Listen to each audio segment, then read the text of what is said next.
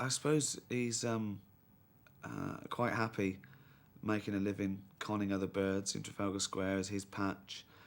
He doesn't want to be a hero. He doesn't want to get involved in the war, probably like most people in the war.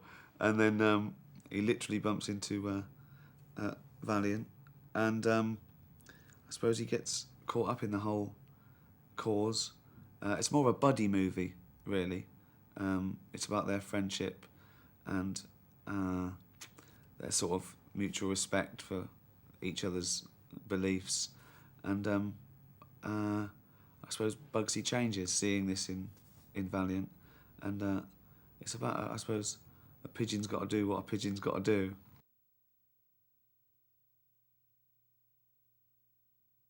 It was amazing. It was incredible. It was. I think it's one of the most beautiful looking films I've ever seen. The animation is stunning, and the biggest buzz for me is a fat, smelly pigeon talking like me. That's great. Pigeon with a Reading accent. That's amazing.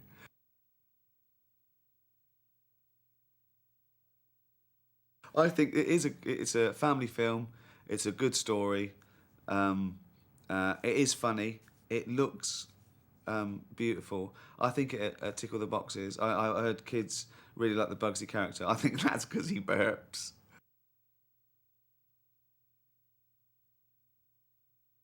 Initially, I use Valiant to get me out of a tight spot, and then I'm sort of stuck there.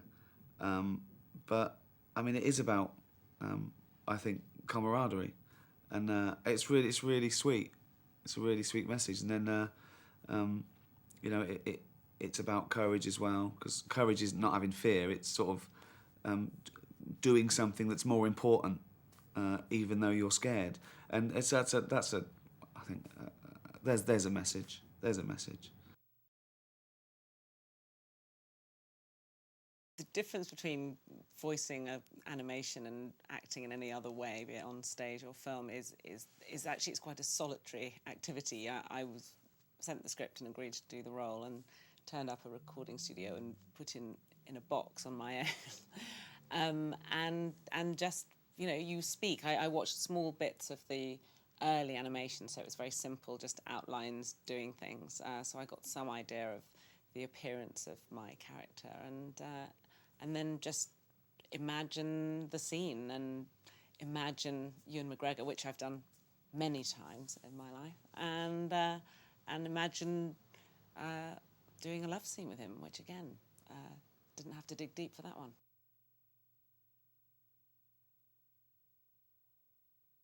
Valiant is the smallest and possibly the least likely of the pigeons who are in training to become a hero, but his dedication and determination make him emerge as the best pigeon of the lot. And he's very faithful and trying his best, trying very hard to do well. And but it's a wonderful character of the simple guy becomes the hero and gets the girl.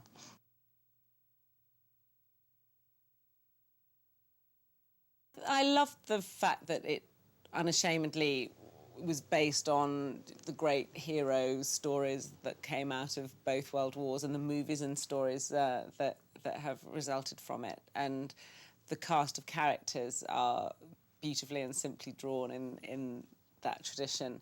But you've got, they quoted some of the names of the people involved playing those characters, and Hugh Laurie, who I'm a huge fan of, and Ricky Gervais is a piece of genius as casting and a piece of genius as a man.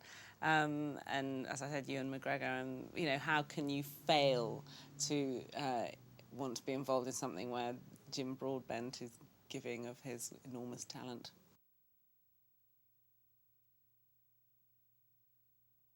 It's how I imagine it would be in terms of the humour and the voices being what I hoped they would be. Very beautiful. I mean, actually, the skies and the feathers and the trees, what they can do nowadays with animation, very beautiful and look very funny, the bits I saw.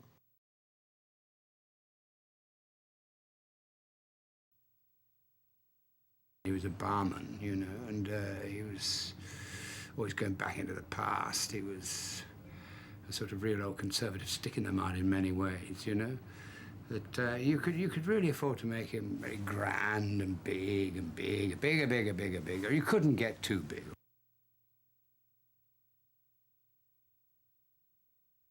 I was aware of that. Yes, I was aware that there was yes, that they had used pigeons. They had used pigeons as carrier pigeons and so on. But I didn't know as much as I now know. But it's a very good idea. I think it was a brilliant idea to take that and think of it and put it as a major factor. And really put the war into their hands, in a sense, yes. You're able to make all kinds of comment that you would not be able to make if you were using human beings, in a sense.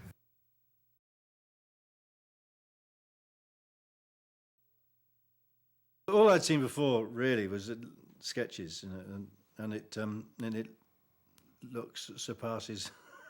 It looks far better than I thought it would. I mean, because my imagination doesn't stretch that far. But instead of seeing it, I think, oh yeah, that's what clever people can do. Yeah, it's very impressive. It's a great adventure, and it's a great sort of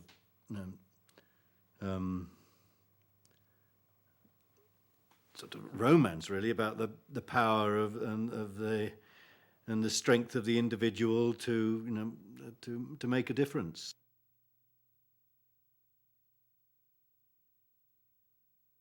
It's a very, very sort of hopeful and a positive film, but it's really an adventure, a cracking adventure with great characters and very funny, and clearly very funny. I mean, it's sort of, and it'll be a huge entertainment.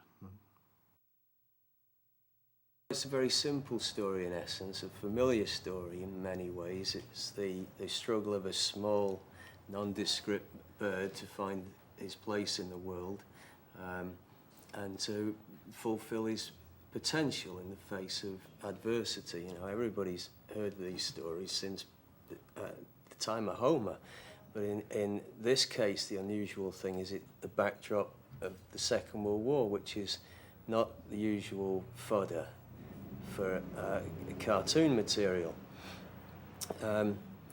So we have this little bird that's born in this time of crisis, and his goal, his dream, is to play a part and become a message carrier for the Allies. And no one believes that he's physically up to the challenge. He goes on his hero's journey, and ultimately he gets to do his part and carry the message, the most critical message of the war.